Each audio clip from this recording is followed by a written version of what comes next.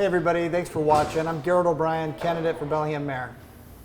Hi, I'm April Mitchelson. I'm the president of the Bellingham Police Guild. Hello, I'm Robert Glorioso. I'm the president of the Bellingham Whatcom Co Firefighters.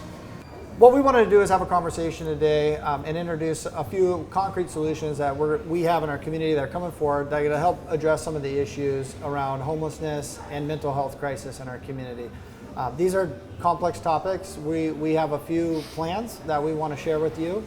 In our campaign for Bellingham Mayor, one of the things that we wanted to demonstrate to voters is that we're serious about coming up with some concrete solutions, tangible, realistic goals for our community around mental health crisis and around homelessness. And I wanted to talk with April, who's in the Police Guild and is out there and dealing with a lot of issues around mental health crisis and some of the solutions that we have coming forward to our community. So.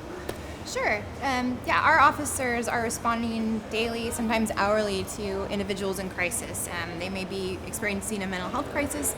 It may be due to a substance abuse addiction they're struggling with. It may have to do with homelessness. It may be a combination of all three of those factors. And our officers are very well trained. They have great de-escalation skills. They've been to crisis intervention training, and we just implemented a behavioral health officer that really focuses on those individuals in need. But the problem is we just don't have a place to take them when they're in crisis, or a place to refer them to. We need a place where they can be evaluated and they can be given resources for longer-term treatment. And right now we just don't have that. So with the opening of a crisis stabilization unit, that would be a huge resource for officers so that we can just better achieve our mission when it comes to serving those in need. Yeah, and for folks that don't know, the Crisis Stabilization Center is a 32-bed facility. It's going to be constructed at our Division Street Work Center. 16 of the beds are going to go towards drug and alcohol abuse and recovery, and 16 are going to go towards mental health. And I'm very excited about and very optimistic about what this can do for our community. My job as mayor is going to be ensure that we fund it properly. We're going to need to make sure we have operational funding so that can operate 24 hours a day, and we're partnering with our county. So we want to show the community that these can work and these can provide solutions, and we can expand on them. These are just tangible solutions that we want to have in our community, and it's the same with first responders. Our first responders are spending a lot of energy and resources on basic medical care, and Robert can talk a little bit more about some of the challenges around that and why that affects your department. Yeah, absolutely. Thank you, Garrett. Our firefighters and our emergency medical providers are one and the same.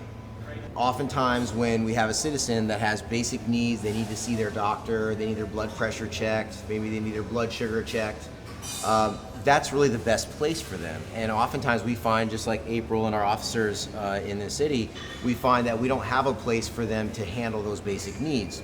And when we take our firefighters and we take their gear and we take it off the fire engine and we put it on an ambulance to help our citizens with their basic needs, we leave giant gaps in our city for our most critical emergencies, for cardiac arrest and fire.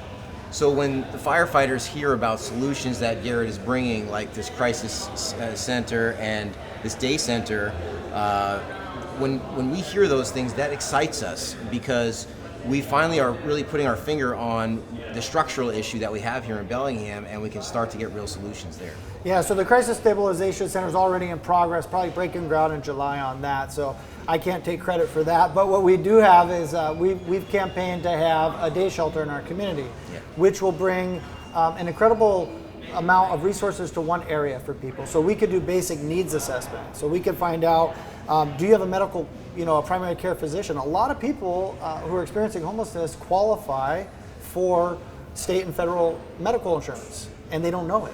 So we're going to get people in one room and say, hey, how do we get you the resources that you need? We could have volunteers that can do basic checkups, basic medical care. We could get people who have lost and stolen IDs, replaced IDs, and we can start getting them access to services. I've seen this work really well in other communities.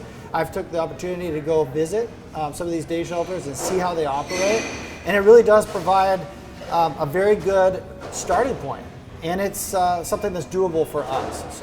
I'd like to thank everybody who checked in on this video today. It's important in this campaign season that we want to be showing that we're gonna get real results. But what we really wanted to show is demonstrate how we're gonna work together. And as mayor, I'm gonna be committed to working with our first responders and our law enforcement. And I'd like to thank you guys both for your service and for being here today so we could talk about some of these complex issues.